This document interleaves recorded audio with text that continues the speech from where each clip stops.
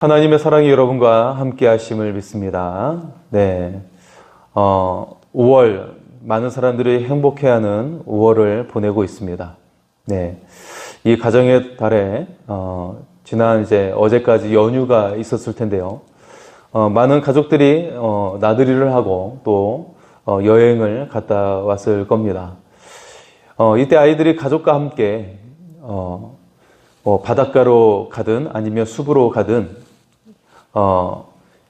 이렇게 아이들이 숲이나 바닷가를 문제없이 갈 수 있는 비결이 어디에 있을까요? 네, 가족들과 함께 하기 때문에 갈 수가 있는 것이죠. 물론 어린이집이나 또 초등학교에서 소풍을 갈 때 바닷가든 숲이든 갈 수가 있을 텐데 그때 보면 아이들이 좀 불안해 할 수가 있어요. 좀 멀리 가면, 자기를 전적으로 보살피는 사람이 없기 때문에, 좀 불안해 할 수가 있죠. 선생님들이 물론 정성껏 보살펴 주시겠지만, 그럼에도 불구하고, 부모님이 계시지 않기 때문에, 불안해 할 수가 있어요.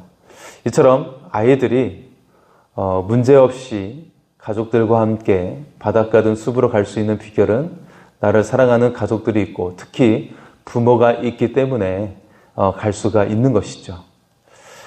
우리의 인생도 마찬가지입니다. 인생은 항상 모험이라고 볼 수가 있어요.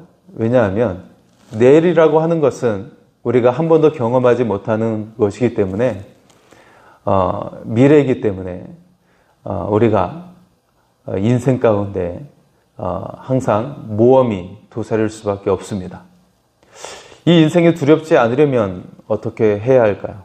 인생이라고 하는 여행에 누구와 함께 하느냐, 이것이 매우 중요하다라는 것입니다.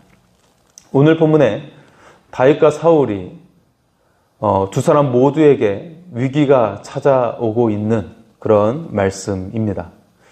다윗은 사울을 피해서 블레셋 땅으로 들어갔죠.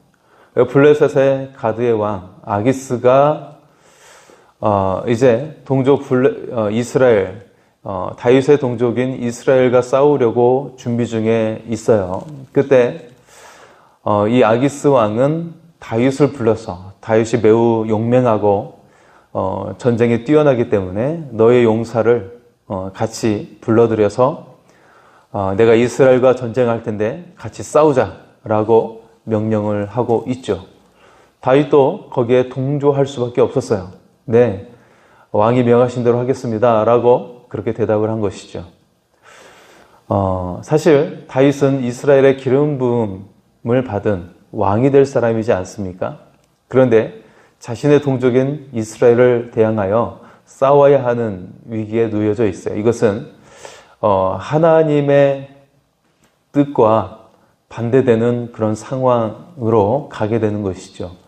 하나님은 분명히 다윗을 이스라엘의 왕이 되는 기름 부음을 붓게 했는데 오히려 반역하고 자신의 민족의 배반자가 되는 그런 상황에 놓여 있는 것이죠.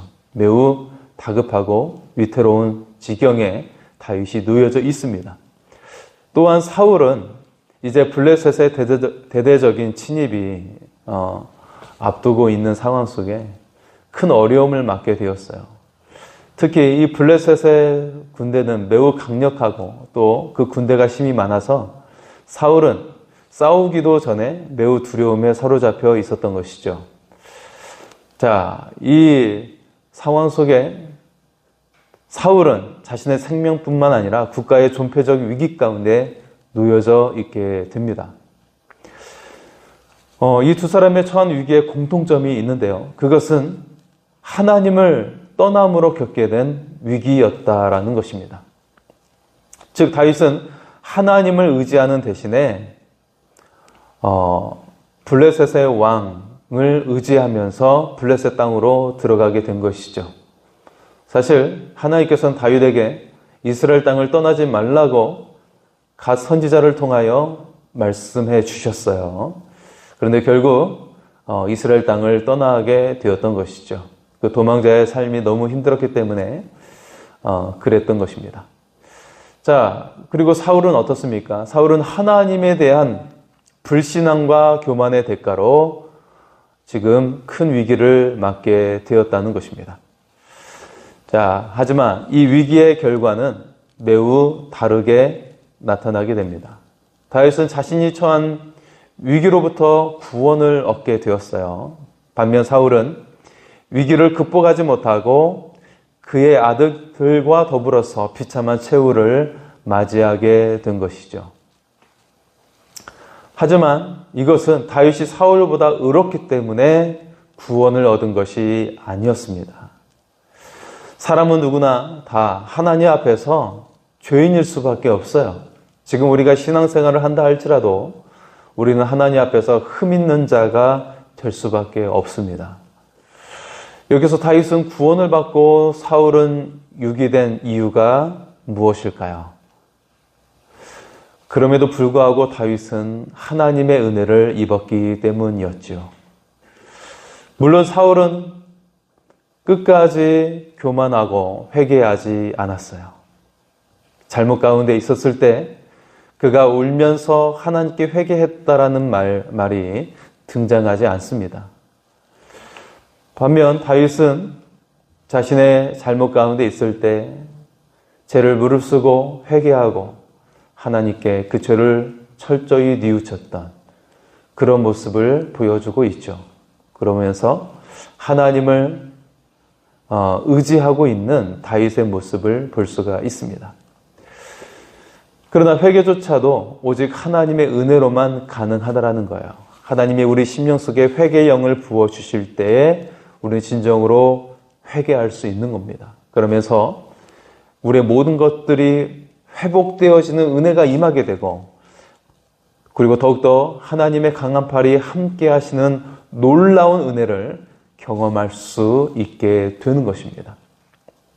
따라서 다윗의 구원은 전적인 하나님의 은혜인 것을 보여주고 있는 것이죠. 자, 오늘 본문 1절에 다윗에게 새로운 위기가 찾아왔음을 알려주고 있습니다. 1절의 말씀입니다. 그때 블레셋 사람들이 이스라엘과 싸우려고 군대를 모집한지라. 아기스가 다윗에게 이르되 너는 밝히 알라. 너와 내 사람들이 너와 함께 나가서 군대에 참가할 것이니라. 지금 다윗은 블레셋의 가드의 왕 아기스에게 몸을 의탁하고 있어요.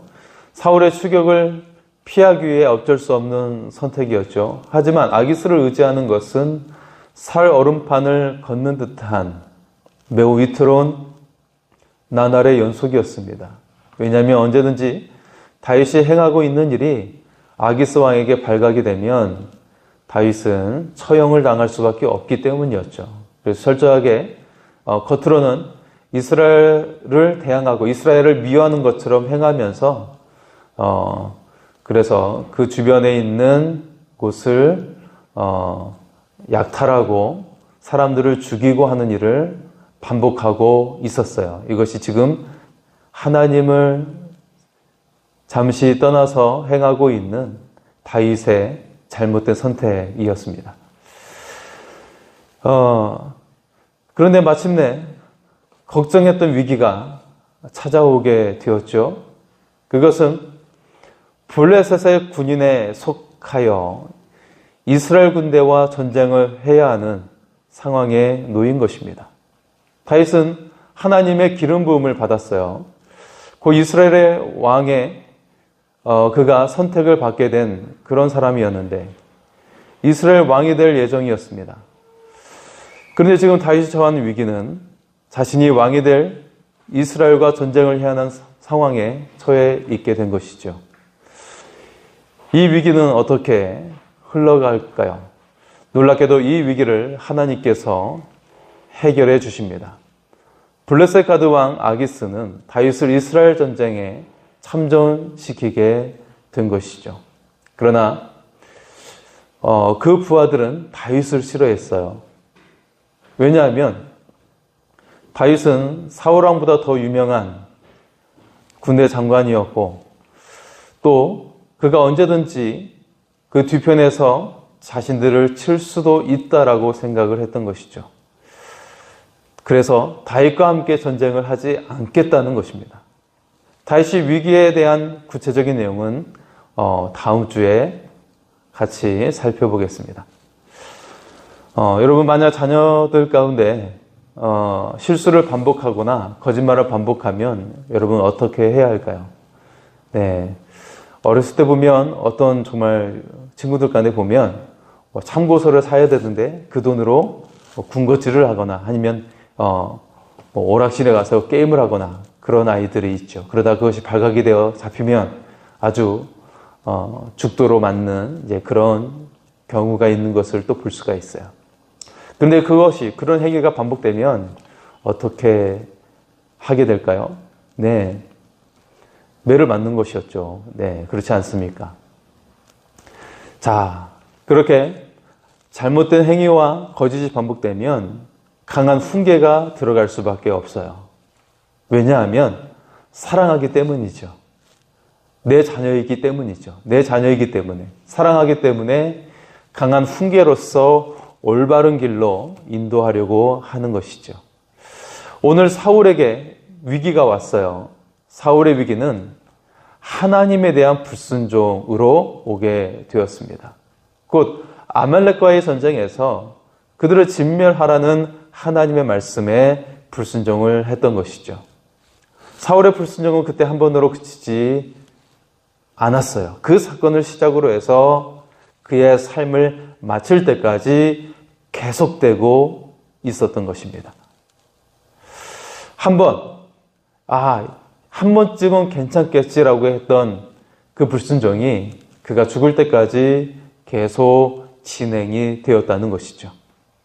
사울은 위기의 순간에 하나님께 도움을 구하지 않았어요. 사울은 변장하여 신접한 여인을 찾아갑니다. 8절의 말씀입니다. 사울이 다른 옷을 입어 변장하고 두 사람과 함께 갈새 그들이 밤에 그 여인에게 이르러서는 사울이 이르되 청하노니 나를 위하여 신접한 술법으로 내가 내게 말하는 사람을 불러올리라 하니.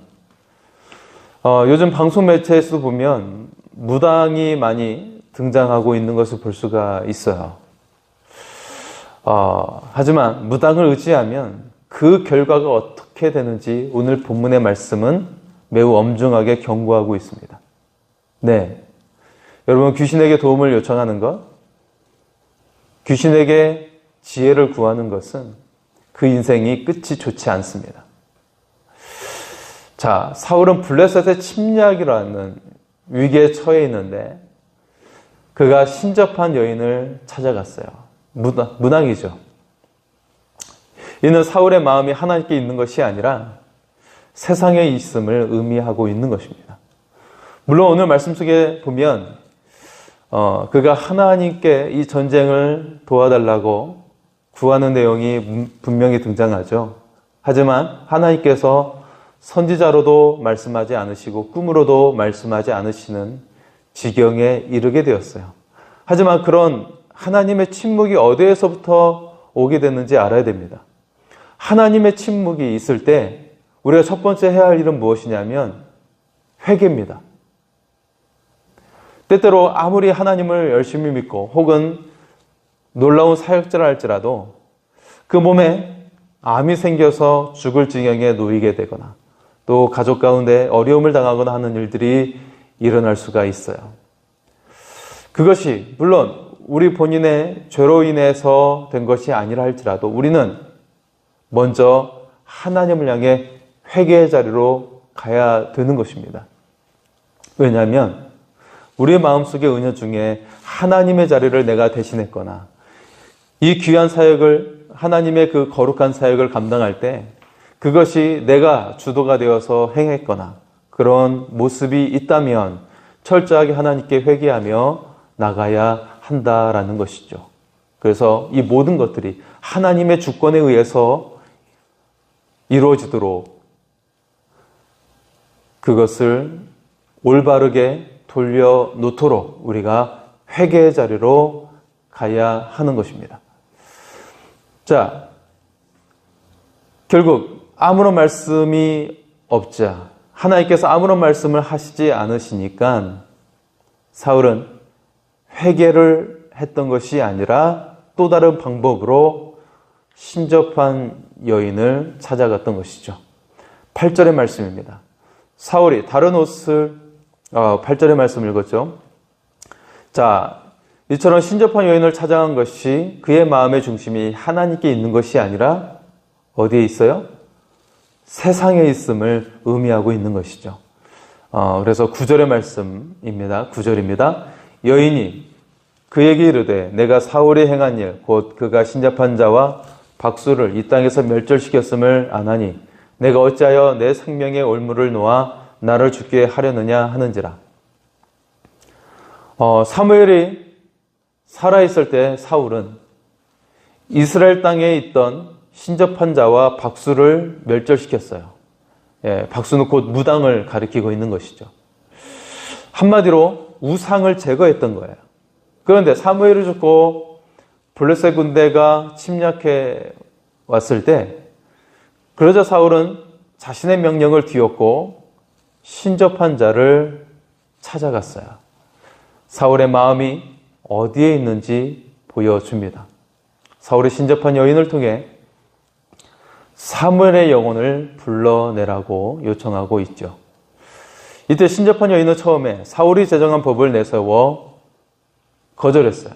이 말을 들은 사울의 대답은 아주 뜻밖의 대답을 하고 있습니다. 10절입니다. 사울이 여호와의 이름으로 그에게 맹세하여 이르되 이 여호와께서 살아계심을 두고 맹세하노니 내가 이 일로는 벌을 당하지 아니하리라 하니. 신접한 여인은 이스라엘 국법으로 다스리고 있는 이 일을 하지 않겠다라고 말을 했습니다. 곧 귀신을 불러내는 것은 국법을 어기는 일이었던 것이죠. 반면 사울은 자신이 제정한 국법을 어기겠다는 것입니다. 국법을 어겨서라도 자신의 욕망을 채우겠다라는 것이죠. 사울의 이러한 태도는 무엇을 보여주고 있습니까? 이스라엘 다스리는 왕이 하나님이 아니라 바로 자신임을 강하게 드러내고 있는 것이죠. 그래서 국법을 어겨도 된다라고 생각을 하고 있는 것입니다. 그런데 이것은 사울의 큰 착각이었습니다. 왜냐하면 신접한 자를 추종하지 말라는 것은 단순히 사울의 명령이 아니라 하나님의 명령이었기 때문입니다. 레위기 19장 39절에 보면 이렇습니다. 너희는 신접한 자와 박수를 믿지 말며 그들을 추종하여 스스로 더럽히지 말라. 나는 너희 하나님 여호와니라. 아멘. 분명히 신접한 자와 박수를 믿지 말고 추종하지 말라고 했어요. 무당을 쫓지 말라고 했죠. 그래서 스스로를 더럽히지 말라고 말씀하고 있어요. 네. 왜냐하면 이처럼 무당과 귀신을 의지하는 자는 그의 인생이 더럽혀지고 당장은 뭔가 해결책이 있는 것처럼 보일지 모르지만 결국 망하는 길로 가기 때문입니다. 자, 사울은 처음에 아말렉을 진멸하라는 하나님의 명령을 어김으로 버림을 받게 되었어요. 그런데 여전히 사울은 하나님의 말씀을 지키지 않고 있어요. 때로는 사람이 실수할 수 있는데 그런 실수가 있을 때 철저히 회개하고 돌아왔어야 되는데 그렇지 않았다라는 것입니다. 사울에게 있어 모든 판단의 기준이 하나님의 말씀이 아니라 자기의 생각 속에 있다는 것을 보여주고 있어요. 자기의 소견에 옳은 대로 행하고 있는 마치 사사시대의 모습처럼 그는 여전히 그 시대에 머물러 있었다라는 것입니다. 여러분, 우리는 어떻습니까? 우리도 사울처럼 내 생각 속에 그리고 내 판단 속에 멈춰 있지는 않습니까? 자녀가 집에 오다가 넘어져서 무릎이 까지게 되었어요. 그러면 이 자녀가 아이고 이거 치료받아야지 라고 하면서 옆집에 가서 저 좀 치료해 주세요 라고 먼저 그렇게 말을 합니까? 그렇지 않지요. 먼저 집에 와서 부모님께 이거 좀 치료해 주세요 라고 부모에게 도움을 구하지 않습니까? 지금 여러분의 인생의 도움은 어디에 있습니까? 우리에게도 인생 속에 위기가 찾아올 때가 있어요. 위기를 경험하지 않는 사람은 아무도 없죠. 많이 배웠거나 많은 것을 가진다 할지라도 거기에 걸맞는 위기가 우리의 인생 가운데 있는 것을 볼 수가 있어요. 그 위기의 순간에 여러분의 도움은 어디에 있습니까? 여러분의 도움이 하나님으로부터입니까? 아니면 내 소견에 좋은 대로입니까? 여기서 하나님의 은혜를 사모하는 자와 그렇지 않은 자의 결말은 완전히 다르다라는 것을 성경은 매우 분명하게 보여주고 있습니다. 다윗도 위기가 찾아왔지만 하나님의 은혜를 사모했어요. 그래서 그 위기를 극복하게 되었죠. 나의 도움이 하나님께로부터 있다라고 하면서 그가 그 위기의 순간에 하나님께 철저히 울부짖으면서 기도하면서 하나님의 도우심을 구했다라는 것입니다. 그러나 사울은 위기의 순간에 하나님의 은혜를 사모하지 않았어요. 눈물을 흘린 적이 없어요.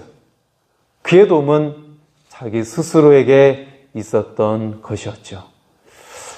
여러분, 믿음은 위기의 순간에 빛나게 됩니다.